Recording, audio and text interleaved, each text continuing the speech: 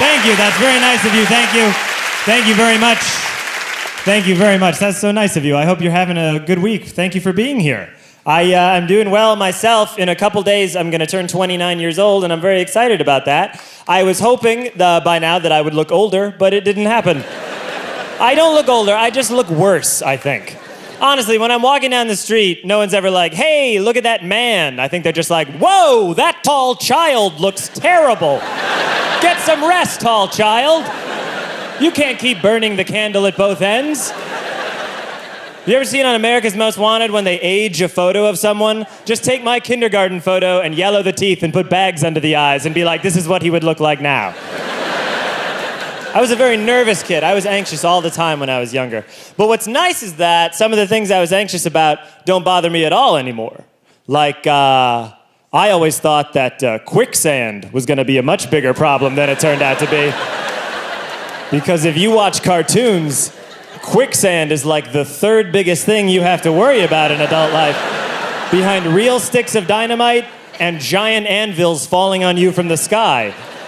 I used to sit around and think about what to do about quicksand. I never thought about how to handle real problems in adult life. I was never like, oh, what's it going to be like when relatives ask to borrow money? Now I've gotten older, not only have I never stepped in quicksand, I've never even heard about it.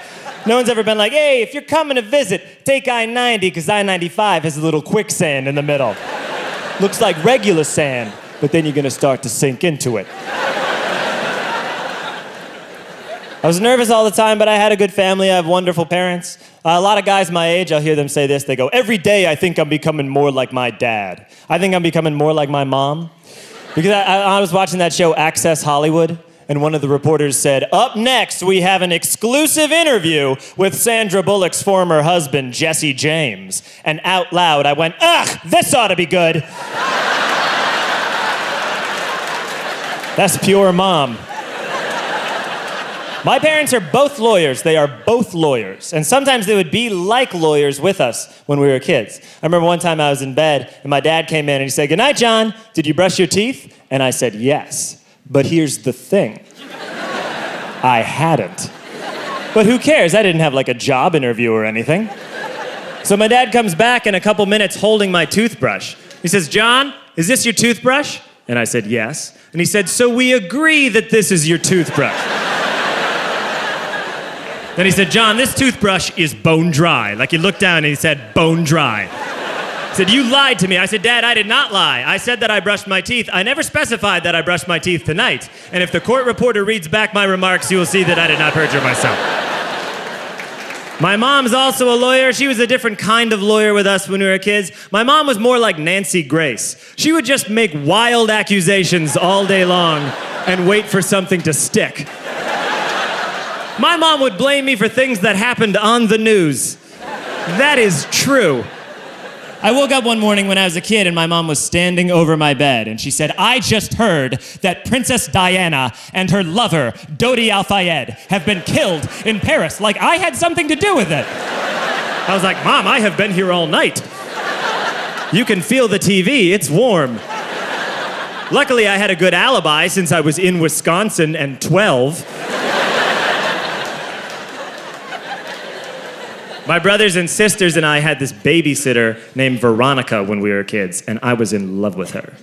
I was in love with Veronica. She would babysit us on Saturday nights. And in my head, when I was a little kid, I thought that Veronica was like 25, 30 years old. I was just talking to my mom the other week. I found out that when I was 10, Veronica was 13. So why was she in charge? All she could do was dial the telephone a little better than I could. 13 when I'm 10, that's just like hiring a slightly bigger child. That would be like if you're going out of town for the week and you paid a horse to watch your dog.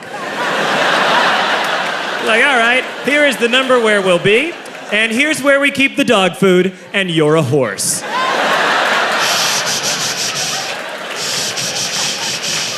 Why do people do that? People always shush animals. They go, hey, shh, shh, shh, shh. They've never spoken. I always wanted to live in New York when I was a kid. I'm so excited that I get to live in New York. I saw New York City in a movie when I was a kid. It was called Home Alone 2, Lost in New York. It is a sequel. Yeah, how about that movie? It was a sequel to the movie Home Alone. I remember in that movie, the kid in Home Alone 2, he gets into a stretch limousine on 5th Avenue with a large cheese pizza, and I thought, this is the height of luxury! Now I live in New York, and I'm psyched, but that is a stupid movie title. Lost in New York, the streets are numbered. How'd you get lost in New York? I know it's kind of stupid to complain about a movie that came out 17 years ago, but I wasn't a comedian back then. So I have to do it now. I wish I'd been a Def Jam comic when that movie came out. I would have torn it to pieces. Be like, you seen this shit? You seen this Home Alone 2 Lost in New York shit? It's a grant system, motherfucker. Where you at? 24th and 5th? Where you wanna go? 35th and 6th? 11 up and 1 over, you simple bitch. That'd be my big joke. That'd be the closer if I was a Def Jam comic when that movie came out. But alas, I was not. I think the bullying that young people have to go through now in schools is really rough. I really sympathize, because I was bullied when I was a kid. When I was in grade school, I was bullied for being Asian American. And the biggest problem with that is that I am not Asian American. But when I was younger, and this is absolutely true, people thought that I might be Asian American. I have pretty thin eyes. I had very thin eyes when I was a little kid, and I had straight black hair that I wore in a bowl cut. And from the ages of 3 to 8, people thought that I might be a young Chinese person. On the first day that he met me, the guy that is now my best friend, he met me the first day of kindergarten. He went home that night and said, "Papa, today I met a boy with no eyes." And that was me. Kids would make fun of me in middle school. Kids would call me a Chinaman, which of the racial slurs has got to be the laziest. That is just pushing 2 words together. No work was done there. It was very confusing to me because I'm not Chinese. No one in my family is remotely Asian. I mean, we take our shoes off when we come inside, but that was more of a carpeting thing than anything else. Here's how bad it got, though. I remember when I was in junior high, we had this music appreciation class that we never appreciated. And they took us to hear some classical music once at a symphony orchestra. So we go to a symphony orchestra. In one of these classical pieces, there's a moment where they bang a gong. And every time they banged the gong, all the kids sitting in front of me would stand up, turn to me, and bow like that. Which is some racist-ass bullshit, but also incredibly well coordinated for a group of 13-year-olds. 13-year-olds are the meanest people in the world. They terrify me to this day. If I'm on the street on like a Friday at 3 p.m. and I see a group of 8th graders on one side of the street, I will cross to the other side of the street. Because 8th graders will make fun of you, but in an accurate way. They will get to the thing that you don't like about you. They don't even need to look at you for long. They'll just be like, ha ha ha ha ha, ha ha ha ha ha. Hey, look at that high-waisted man. He got feminine hips. And I'm like, no, that's the thing I'm sensitive about.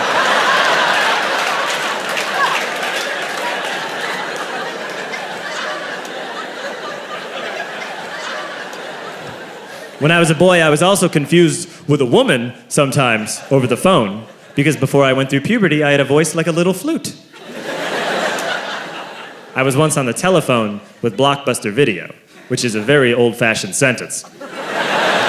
And it is. I was on the telephone with Blockbuster Video. That's like when your grandma would be like, we'd all go play jacks down at the soda fountain. You're like, no one knows what you're talking about, you idiot. You know how you talk to your grandma? So, I was on the phone with Blockbuster. I'd called them a couple of times in one day to ask about a movie. And I called for a third time. I said, hey, yeah, I was just calling to see if you had Addams Family Values yet. And the guy at Blockbuster went, hey, lady, I'll tell you when we get Addams Family Values. But look, I wasn't offended as a boy being confused with a lady. I was offended as a lady who was getting pushed around by this chauvinist asshole that works at Blockbuster Video, talking to me like I'm some floozy. I am a proud Asian American woman, and you will treat me with respect. I am a tiger mom. Now when people make fun of me I deserve it. I do. When people get mad at me now, it's my fault. Like when people get mad at me on the highway, that's all my bad. I'm a terrible driver. I know nothing about cars. I meant to learn about cars, and then I forgot. Nothing that I know can help you with your car ever, unless you're like, hey, I've got a flat tire. Does anyone here know a lot about The Cosby Show? And then I can be like, oh, perhaps I could be of some assistance. I'm one of the worst drivers I've ever seen, and I just want you all to know that if you're ever on the highway behind me, I hear you honking, and I also don't want me to be doing what I'm doing. I don't like that I'm in that lane either, and I sure would like to get out of it. I was on the highway in Texas recently, which was like a highway filled with 13-year-olds, and I was in the far left lane. And I was going in the far left lane, and then it turned into a U-turn only lane. And I started to make a U-turn, but then I panicked because I didn't want to make a U-turn. So I put the car in reverse and then merged right back onto the highway. The best thing about that was that after that, cars were pulling up and looking over to see who just did that piece of shit move, expecting to see like a 100-year-old blind dog who's texting while driving and drinking a smoothie. Instead, they see a 28-year-old healthy man trying his best.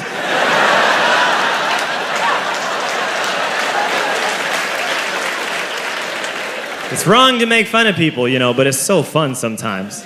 I've written for some TV shows, and on a major TV show, you have to be careful about what you say about people, because a lot of people can get offended, or so it has been explained to me. I was writing for an awards show once, and I got into some trouble. I wrote a joke for this awards show that had the word midget in it. And someone from the network came down to our offices, and he said to me, hey, you can't put the word midget on TV. And I said, I sure would like to. And he said, no, midget is as bad as the N-word. First off, no. No, it's not.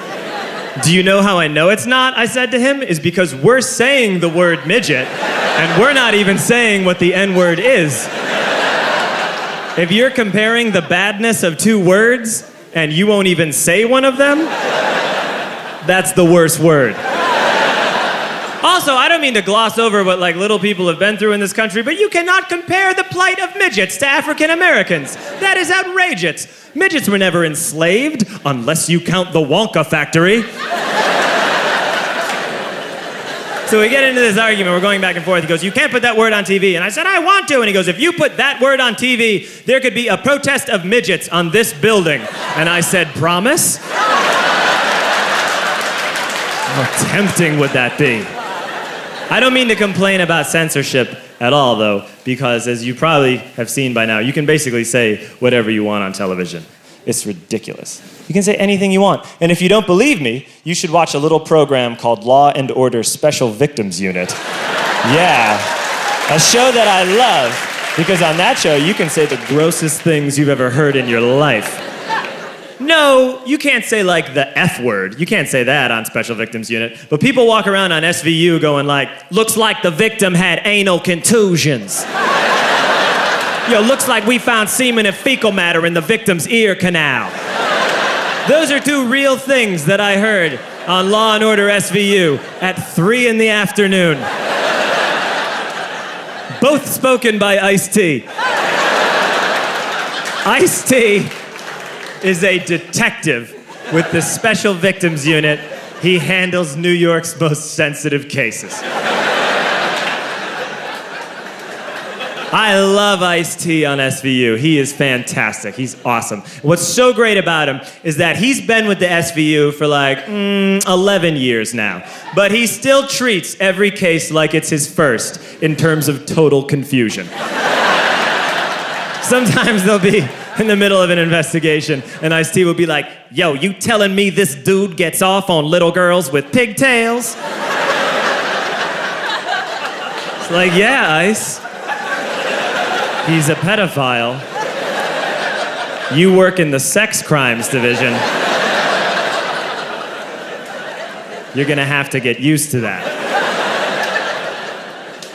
You know how they try and tie in like current events to every episode of SVU? So there was this episode I saw a while ago that was about sex addiction, because a lot of celebrities had come out as sex addicts. So the episode's about sex addiction. There is a scene in the episode where the other detectives are trying to teach Ice-T what sex addiction is, and it takes a couple of minutes. And finally, Ice-T gets it, and they cut to him in this close-up, and he goes, "Oh, I get it. You mean like when someone drinks too much, or snorts cocaine, or bets the house on the ponies?" And I was like, yeah, you got it, man. And I was psyched that Ice-T understood so that they could continue with the investigation. But I could have watched another 4 hours of Ice-T just naming examples. Just that close up. And Ice-T or like when someone smokes too many cigarettes, or like when someone shops too much with credit cards, or like when someone plays too many scratchy lotteries, or like when someone eats too much chocolate cake, or like when someone eats too much chocolate cake and then barfs it up. And he would just keep talking, and it would slowly fade out and say executive producer Dick Wolf. That'd be my ideal episode. That'd be a good one. I saw this SVU a little while ago. I saw this episode of SVU, and Dean Cain was a rapist on the show. And there was a scene where they do a lineup with Dean Cain and 4 other guys, and they bring in this woman who's going to look at the lineup, and it's her behind the glass, and they open the curtain, and she's standing with the 2 other detectives, and I knew she wasn't going to say this, but part of me was hoping she would just be like, "Is that Dean Cain? Fucking Dean Cain? It's pretty cool." I also watched this show called Cold Case Files. On Cold Case Files, they solve old murders. And it's really interesting, because what I learned from it is that it was really easy to get away with murder before they knew about DNA. It was ridiculously easy. Like, what was even going on back then? What was a murder investigation like in 1935? One cop would just walk in and be like, "Detective, we found a pool of the killer's blood in that hallway." And he would just be like, gross. Mop it up. Now then, back to my hunch. Look for clues. I'll tell you what we'll do. We'll draw chalk around where the body is. That way we'll know where it was. Also, a couple years ago, I saw this movie called Public Enemies with Johnny Depp. It was about old bank robbers and stuff. Here's how easy it was to get away with bank robbery back in the 30s. As long as you weren't still there when the police arrived, you had a 99% chance of getting away with it.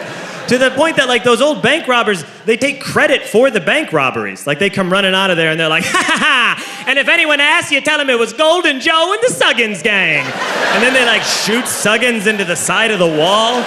It's like, what, were bullets free back then? And they don't even disguise themselves. They dress up for the bank robbery. They're rolling in there in, like, big suits and hats like they're going to church in Atlanta. They make a day of it.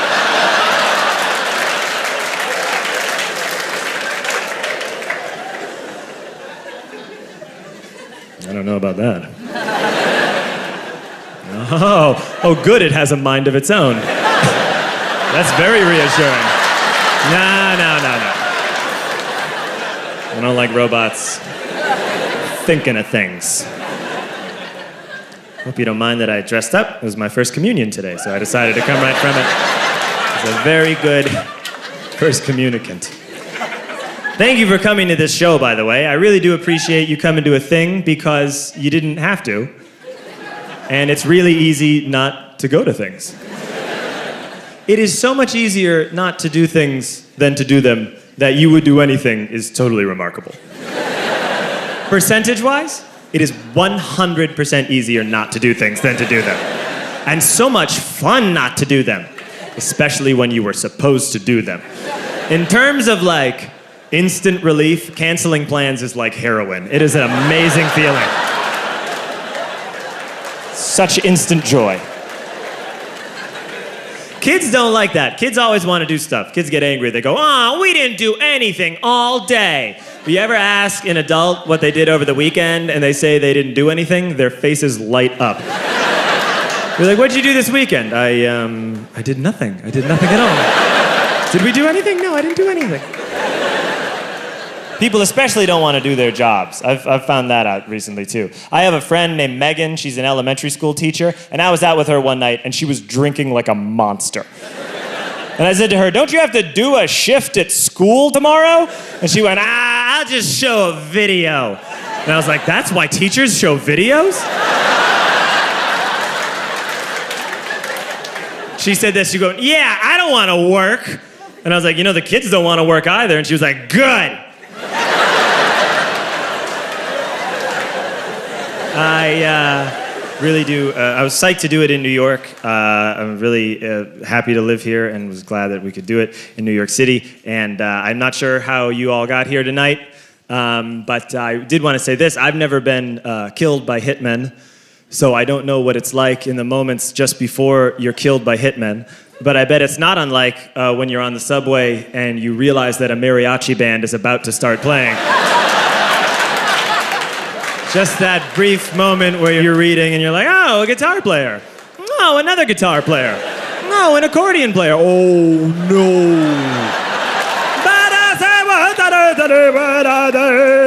This is the loudest thing in the world.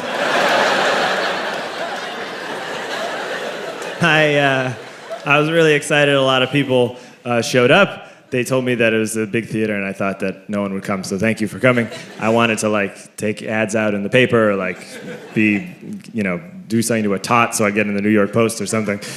The New York Post is my favorite newspaper. I think it's great. I read it every day. I like reading the New York Post because reading the New York Post is like talking to someone who heard the news, and now they're trying to give you the gist. It's like you get the same amount of information if you grab someone on the street and you were like, what happened today? And they're like, it's a perv in Queens. You'd be like, all right, thank you. Or rather, it's like someone read a better newspaper and now they're trying to text you everything they can remember. Doesn't have to be right, just has to be short. I really do love the Post. I read it a lot, and there's a hierarchy in the New York Post, different people that they like and different people that they don't like. And if you pay attention, you can start to identify some of the New York Post rankings that they have. The number one thing that you can be in the eyes of the New York Post is an angel. An angel is a child who has died. That is the best thing that you can be in the eyes of the New York Post. The less amount of time you live, the better in the eyes of the Post. After that, under an angel is a hero. A hero is any man who does his job. You'll a lot of times see headlines that are like, hero tutor teaches after school. And you're like, yeah.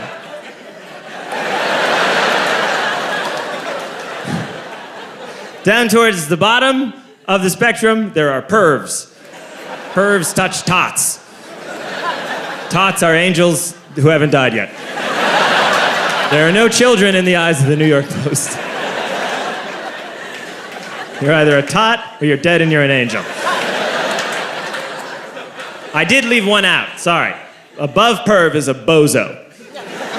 A bozo is any man who cheats on his wife. That guy's a bozo.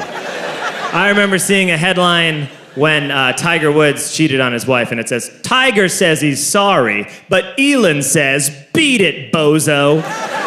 No, she did not. She is from another country. And even if she was from this country, no one has said bozo in 1,000 years. Who was your source on that, New York Post?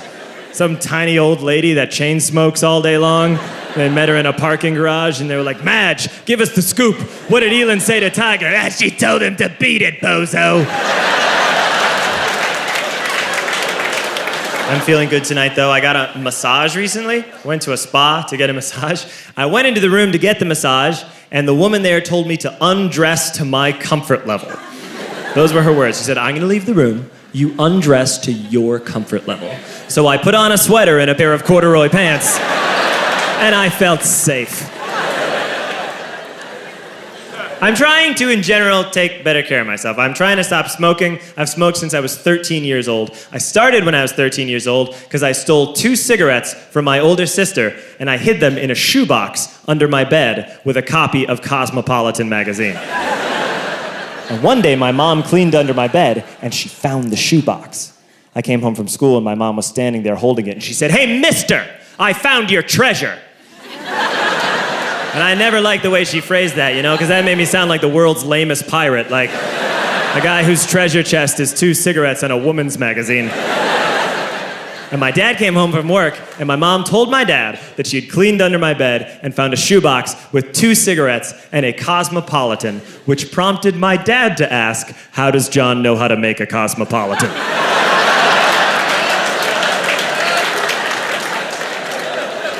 I'm trying to eat better. I was out to lunch with a friend, and I got a chicken sandwich. And the waitress said to me, "Oh, you're getting a chicken sandwich. Well, that comes with a choice of either salad or fries." Those were the choices, salad or fries, the 2 most different foods in the universe. That's like saying, what kind of day do you want to have? Do you want to be active and go to the bathroom or stuff, or do you want to lay on the floor moaning? "Oh, you're getting a chicken sandwich? Well, with that, you can either go for a jog or smoke crack cocaine." "Oh, well... if I got a plate of crack for the table, would you have some? You'd have crack if I got a plate of crack? Yeah, okay, yeah, we'll take an order of crack." Sometimes, when people order fries, they act like it's a little adventure. They'll be like, "Should we get a plate of fries for the table? Should we do it? Should we share some fries?"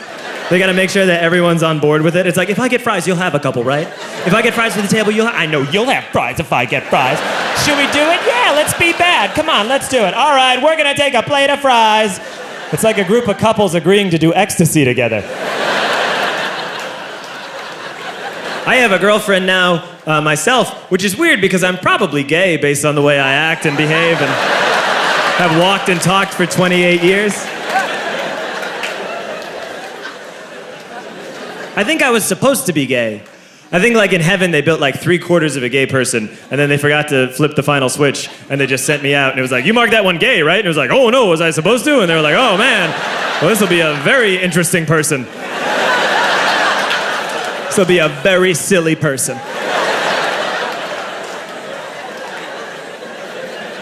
I was definitely gay when I was a little boy. A lot of little boys are gay, they're very flowy and they have hard opinions on things. I don't mean that I was a sexually active gay man when I was a little boy. That's not what I mean.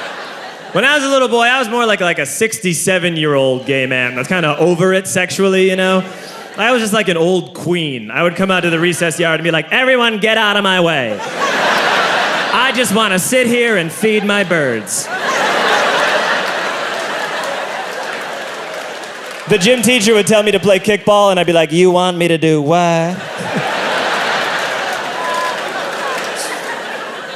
Real quick, this happened pretty recently. I was in a restaurant near here in the West Village, and I was at the urinal, and an old gay man came in the bathroom with a walker like this, and he said this to me. He went, "I'm either having a drink or I have to pee. You're living the golden years, kid, not me." Like he spoke in rhymes. It was crazy.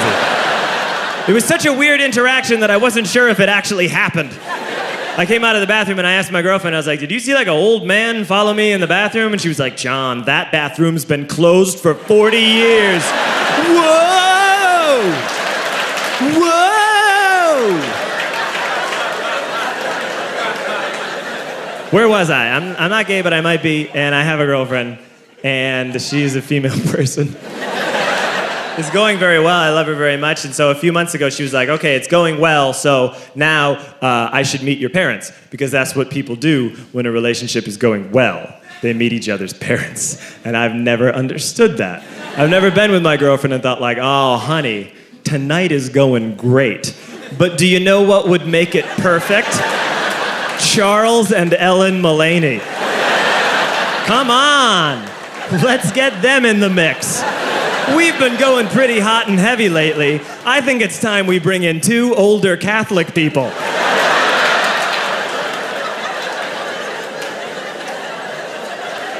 My girlfriend's a female, and then I had all these friends that are female. So when I started dating her, I was like, "Oh, great, they'll all get along." No. Not even a little at the beginning. I don't want to make any generalizations about women because I don't know shit about women, but this is one thing I've noticed in my own personal experience is that I think women can be friends with each other, but I think it can be tricky sometimes when you try and force women to hang out with each other. I think that sometimes doesn't work. Like, I don't think you could never put together a heist of women. Does that make sense? Like, Ocean's 11 with women wouldn't work because 2 would keep breaking off to talk shit about the other 9. Or not even talk shit, just say weird passive-aggressive things while they break into the casino. Just be like, I love how you just wear anything.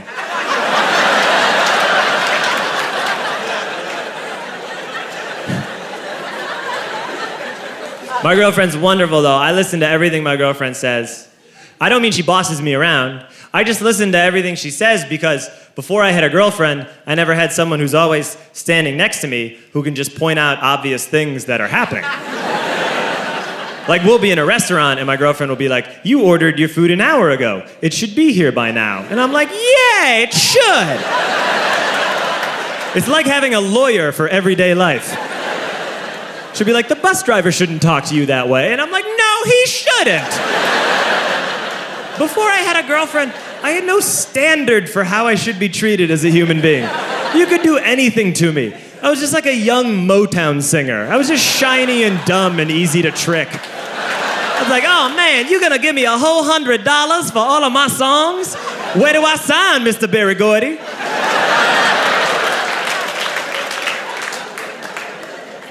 And now when I'm not with my girlfriend, you can still do anything to me. I will tolerate any treatment. Like, I travel alone sometimes, and I'll put up with anything. Like, I'll book a ticket on some garbage airline. I don't want to name an actual airline, so let's just make one up. Let's call it like Delta Airlines. So I'll book a ticket on Delta Airlines. And I'll show up at the airport and I go, can I get on the plane now, please? And they go, no, it's delayed 9 hours. And I go, okay, and then I go to the bathroom. And then I come out of the bathroom and I go, any updates? And they go, yeah, we took off while you were in the bathroom because we hate you. Now take this meal voucher that doesn't work. Go, fetch. And I go, okay, and I go over to the Wolfgang Puck Express and I go, can I have a sandwich, please? And they go, no! And I go, okay. And they go, you're a little fat girl, aren't you? And I go, no. And they go, say it. And I go, I'm a little fat girl.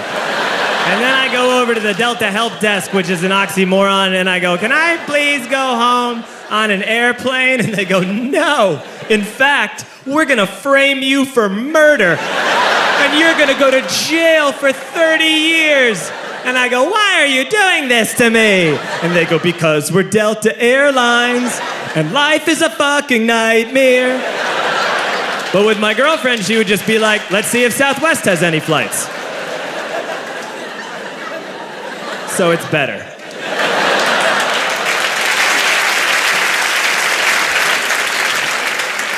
My girlfriend is a Jewish woman, which is I did on purpose. That sounded creepy. I don't mean like, I got one. I mean like I am not Jewish, but I've always really liked Jewish people. I just like them a lot. And I really like dating Jewish women. They're great. Because like I think a lot of problems that people have in relationships are with communication because guys don't know what women are thinking. And with Jewish women, you do not have to guess what they are thinking. They will tell you. Yeah, this is gonna get playfully anti-Semitic, so just allow it to go there. I'll get in trouble, you won't. I really do mean this, though. I really admire that Jewish people, in my own personal experience, are very like upfront with their feelings. They're very vocal about their thoughts and feelings, and I think that's really admirable. I'm Irish, and Irish people, they don't tell you a thing. Irish people keep it so bottled up. Like the plan with Irish people is like, I'll keep all my emotions right here, and then one day I'll die. Like in Ireland, it's like, your boy has died, and it's like, all right, bury the boy, do it, bury the boy. Bury the boy. Irish people don't want comfort. Look at a sweater made in Ireland. It's like a turtleneck made out of Brillo pads. I used to date Gentile women, and I dated this girl. She would just stare out the window, all day long, and I'd be like, what's wrong? She'd be like, you wouldn't even understand if I told you. What the fuck am I supposed to do with that? My Jewish girlfriend, I don't have to guess what's wrong. She comes in the room and she's like, my stomach hurts! And then we can move on from there. That's what I mean. She's very focused. She's very in the moment, you know? And that's a good thing in a significant other. She's very present. Jews don't daydream because folks are after them and they gotta stay sharp, you know what I mean? They have to be there. They haven't let their minds wander since Egypt. They just stay sharp. They go, who's that? Who are you? What's that? Put that down. What's that over there? Don't do that.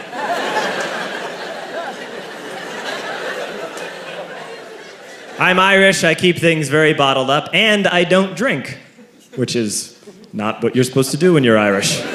I don't drink. I used to drink, and then I drank too much, and I had to stop. That surprises a lot of audiences because I don't look like someone who used to do anything. I look like I was just sitting in a room in a chair eating saltines for like 28 years, and then I walked right out here.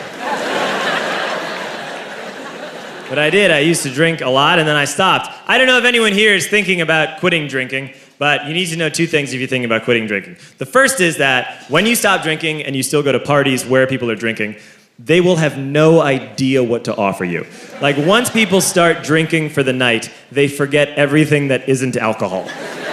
Like, I'll show up at a party and they'll be like, hey, everybody, all right, we got Coronas in the fridge, and oh, hey, Mulaney, would you like an old turnip that we found in a cabinet? Would that be good for you? Would you like that? I know you don't drink. Or my girlfriend left a Nuva ring in the fridge. Would you want that? Would that be good for you? I know you don't drink. Also, if you quit drinking, you're about to lose the best excuse you've ever had in your life, which is, I'm really sorry about last night. I was just so drunk. That is a get-out-of-jail-free card that you don't even realize you have until you lose it. I can't say that anymore. I can never be like, I'm really sorry about last night. I was just so drunk. Now I have to be like, I'm really sorry about last night. It's just that I'm mean and loud. It probably will happen again. Now, I quit drinking because I used to drink too much, and then I would black out, and I would ruin parties.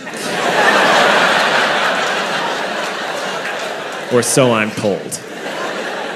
When you do that enough, when you black out drinking and you do crazy things, you kind of become like Michael Jackson. Like, any story anyone says about you might be true, and even you don't know by the end. I saw an interview with Michael Jackson before he died, and they were like, is it true you bought the Elephant Man's bones? And he was like, I don't know, because how could he keep track of that? So I would hear stories about myself. Here's a story I once heard about me. I guess I was 20 and I was at a party at someone's house and I'd blacked out drinking, and someone came out of one of the rooms at this party holding like an old antique bottle with some liquid in it, and they said, hey, is this whiskey or perfume? And apparently I grabbed it, drank all of it, and said, it's perfume. And it was. Another story I heard about myself. This one happened in high school. We had this teacher in high school whose kid went to our high school. His name was Mr. McNamara, and his son Jake McNamara went to our high school. He was a sophomore when I was a senior, so he was 2 years behind me. And Mr. McNamara was an asshole. And one weekend, he and his wife decided to leave town, which you should never do if you're an asshole. And Jake McNamara decided to throw a party at the teacher's house. Hooray! And everyone around town heard about it, and we all got up individually and thought, okay, let's go over there and destroy the place. I walked into this party, everyone I had ever met was there, and everyone was drinking like it was the end of the world. People were drinking like it was the Civil War and a doctor was coming to saw our legs off. It was totally unsupervised. We were like dogs without horses. We were running wild.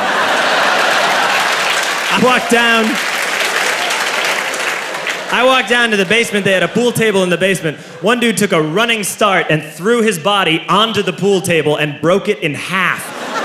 Another kid found out which room was Mr. McNamara's and went upstairs and took a shit on his computer.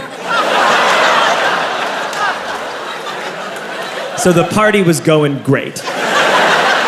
I'm standing in the basement and I'm holding a red cup. You've seen movies. And I'm standing there and I'm holding a red cup and I'm starting to black out. And I guess someone said like, something, something, police.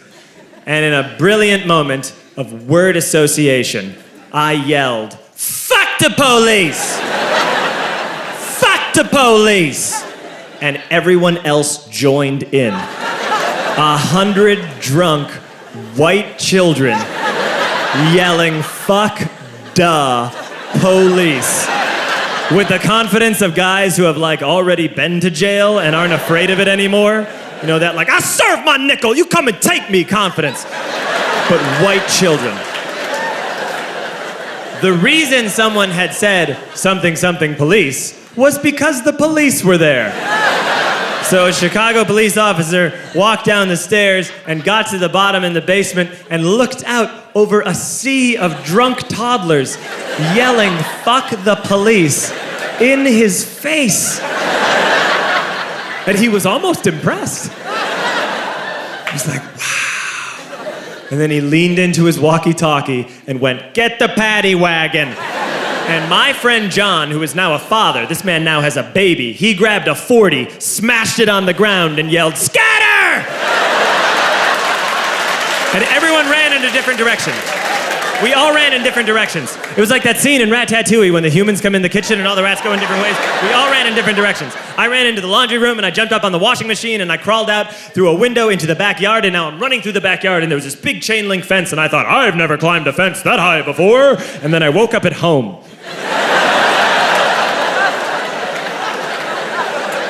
On Monday, I went to school because that's what we did back then. And I'm walking into the school building, and who do I see but Jake McNamara? And he says to me, "Hey, were you at my party on Saturday?" And I said, "No." You know, like a liar. And he said, "Things got really out of hand. Someone broke the pool table. Someone took a shit on my dad's computer.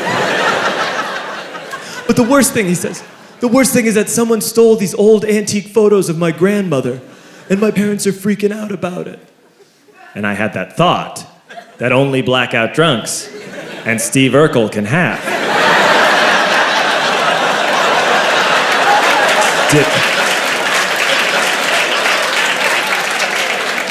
Did I do that? I figured, no, I wouldn't have done that. But I was never sure until 2 years later. Relax. I'm playing video games with this kid named Alex that we also went to high school with. 2 years later, we've graduated by now. We're playing video games for a couple hours. And then Alex says to me, "Hey, come here. I want to show you something." And he takes me into his bedroom. And then he takes me into a side room off of his bedroom. Never a good thing to have. And he shows me a tiny room that is covered wall to wall in stolen antique photos from different people's parties over the years.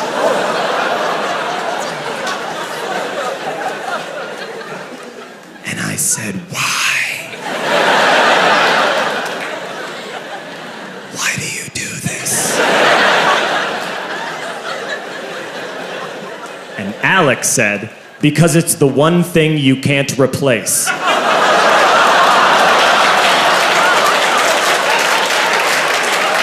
That's the end of that story, but how fucked up is that, right? That's crazy. So I don't drink anymore. And it's weird, you know, I miss it sometimes because drinking can kind of calm your nerves, and I live in New York now, and sometimes you see things that can make you anxious. You'll see troubling things out on the street. I was coming into my apartment building one night, and I saw in front of my building a wheelchair knocked over on its side with no one in it. That's a bad thing to see. Something happened there. You hope it was a miracle. But probably not. Probably something worse. And I don't like arguments. Some people like to argue, you know, they think it's like an art. I don't like it. I think it's because really ordinary arguments can get really dramatic really quickly. Like I was talking to a friend recently, and I told him that I didn't think I believed in the death penalty, And my friend said to me, "Oh, so you're telling me that if you saw Hitler walking down the street, you wouldn't kill him?" That wasn't what I was telling you. But all right. Let's talk about this entirely new topic. What would I do if I saw Adolf Hitler just walking down the street? Well, first off, I wanted to know, what did my friend mean? Did he mean that I see a guy in like the military outfit with the little mustache? Because then I would assume that that's someone dressed as Hitler. I'm not gonna kill that guy. I'm not gonna kill an actor and ruin Indiana Jones 5 just because I don't understand costumes. Or does he mean that I'm walking down the street and I see like an old man who I think might be Hitler based on my memory of what Hitler looks like? I'm not gonna kill that guy either because I am often wrong. I'd murder him and then people would run up and be like, "Whoa, you just killed an old man." And I'd be like, "He looked like Hitler." And they're like, "Yeah, a little."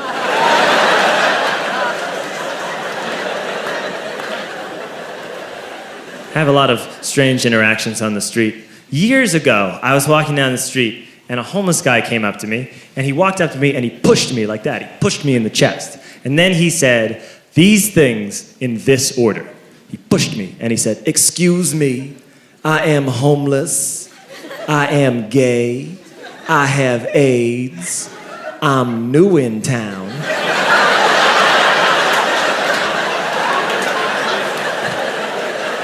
You're gonna close with "new in town"? That is not the most dramatic thing that you just said. As they say in the movie Jerry Maguire, you had me at AIDS. Here's how I would have ordered those things. I would have said, "Excuse me, I'm new in town, and it gets worse." Didn't that guy practice his pitch it all in the mirror that morning and just figure out what he was gonna say? You know, just like in the morning, just be like, "All right, what am I gonna do today? What am I gonna do? All right, I'll walk up and say hello. No, that's too subtle. I'm gonna push him. I'll push him. And I'm gonna say, I'm new in town. No, hold back. Save it. Build to that.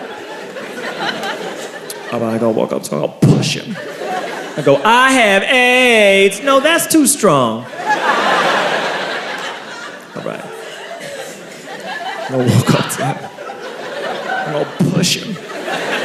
I will start with the fact that I am homeless, as that is a given.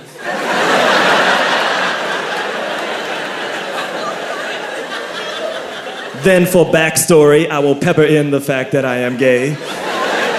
Which I know it's tough for gay youths on the street, but that's not like a reason for money. You can't be like, "Hey, would you help me out? I'm very gay. I'd like a few dollars." I always love how he phrased it, by the way. He didn't say, "I'm living on the street." He said, "I'm new in town."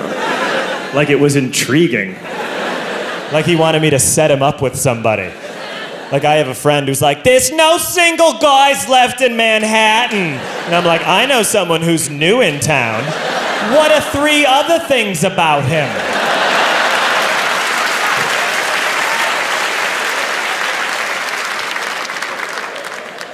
Just too anxious for a lot of things. I get very nervous all the time. Not even about major life things. Just about in everyday situations. This is my regular speaking voice. But if I'm in a public bathroom and someone knocks too suddenly on the stall door, I go into a whole different speaking voice, which is, "Hey, someone's in here!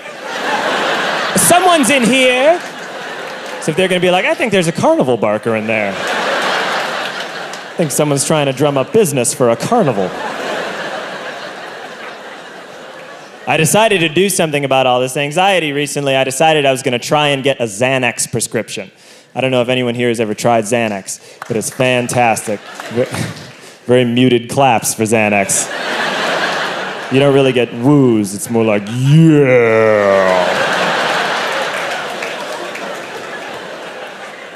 I didn't know how to get a Xanax prescription, though. Drugs like that are tricky sometimes. But I talked to a friend of mine, and he said, hey, I did this. He said that he had a regular doctor's appointment, and at the end of it, he said to his doctor, hey, doctor, sometimes I get nervous on airplanes. And the doctor just wrote him a Xanax prescription. And I was like, yeah, that's the type of lowbrow shit I'm looking for. I'll take your advice, friend I've never listened to before. So I go to a clinic, and I go in, and I'm just gonna go in for, a regular type of checkup, and at the end, I'll ask about Xanax. So I get to the front desk, and they have a why are you here sheet. And I wanna pick something that will get me in and out really quickly. And I look down, and I see frequent urination. And I was like, perfect. That'll be a super quick visit, I'll just be like, hey, sometimes I pee a lot. And the doctor will be like, me too, crazy, right? And I'll be like, I get nervous on airplanes. So I checked off frequent urination, and I sat down in the waiting area, and I waited for 3 hours. I finally go back to the observation room, and in the observation room, there is a male nurse standing there, and he has a Batman sticker on his stethoscope, a Batman necklace, and a Batman watch. He was kind of moving around the whole time, he was just like, all right, I am too blessed to be stressed. Let's do it. What are you allergic to besides work? And then he'd take something and he'd throw it over his shoulder and be like, beats working. Like, all of his jokes were very anti-work, which is not always what you want from a healthcare professional. The doctor comes in the room, and the doctor looks at my chart, and he says, oh, you're here for frequent urination. How many times a day are you urinating? And I tried to think of a number that would warrant a doctor visit. So I said 11. And that was too many times to say. The doctor looks at me and says, you're peeing 11 times a day. Then you may have something wrong with your prostate. So, what we need to do, some of you are ahead of me. So I don't know exactly how he phrased it, but the gist of it was, hey, if this visit is to continue, I'm going to stick part of my hand up your ass. And I didn't know what to say. Because I couldn't be like, no, that's okay. I was lying. It was a lie to get drugs. Like a crime. So what I did was, I pulled down my pants, and I walked over to the observation table, and I put my hands down on the observation table like this. And by the way, part of me was like, whatever, those days when you're like, this might as well happen. Adult life is already so goddamn weird. So I'm bent over like this on the table, and the doctor comes up behind me and goes, no, not on your hands, on your elbows. And he knocks me down like that. And this is so much worse than this. I don't know why. I think it's that this has like a little remaining dignity to it. You know what I mean? This is sort of like, go, stick it in. I am an American. This is like you're leaning over the edge of a cruise ship, and you're like, we are approaching Martinique. He knocked me down to my elbows. And then he stuck his hand in. And you know how sometimes you're like, I bet I know what most things feel like, You just think you'll know. I did not know what this was gonna feel like. And this was the actual sound I made. I went, oh. But I didn't say it. Like, it came from my vocal cords, but it was totally involuntary. It was as if a ghost had been trapped in my belly and finally flew out towards the light. And then, when he pulled his hand out, we've gotten to know each other pretty well. So I will phrase this as delicately as I can. I did not realize that when the doctor pulls his hand out, it feels like you're shitting because the only thing that's ever come out of your butt before has been shit. So, he pulls his hand out, and I thought that I was shitting into his hand. So I yelled, "I'm sorry!"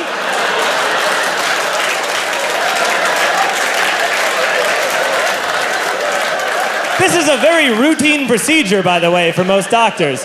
And so far he's had to deal with, "Oh, and I'm sorry." And he didn't even let me off the hook, you know? He wasn't like, "Don't worry, you didn't shit into my hand." He just threw his glove away and was like, "Ah!" And I was about to ask about Xanax, but then he said, "All right, your prostate's fine, but we still need to do a blood test." So I pulled up my pants and shuffled away, feeling different. And he yells out into the hall, he goes, "Hey, we're doing a blood test, get in here." And Batman dances back in, and he's like, "All right, we're gonna do a blood test. You look different, let's do it." The doctor left the room, so I'm alone with Batman. I just need this blood test to be over, okay? But first I had to tell Batman something. I said, "Batman, look, I'm one of those people who, when you take blood from me, sometimes I can faint. And I was in the waiting area for 3 hours, and I haven't eaten all day, and I'm really worried I'm gonna faint." And Batman said to me, and I'll never forget it, "Psh, you're not gonna faint." So,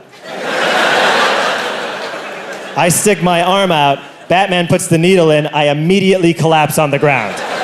I wake up and I am covered in sweat lying on the observation table. I wake up, I open my eyes and I see Batman's face. He's looking at me and he goes, "You gotta go!" And I said, "Could I please talk to the doctor though first? Because sometimes I get nervous on airplanes." And Batman said, "The doctor's gone!" So I got my stuff and I left. The moral of the story is that if you've been nervous your entire life, you should ask your doctor about Xanax, because if you lie to him, he will stick his finger in your ass. And if you do suffer from frequent urination, keep it to yourself. I went to that clinic 2 years later for a different checkup, and as I was leaving, who did I run into but Batman? And he smiled at me, and he was wearing reading glasses to show that time had passed. Thanks very much for listening to me. My name's John Mulaney. You were really fun. Thank you.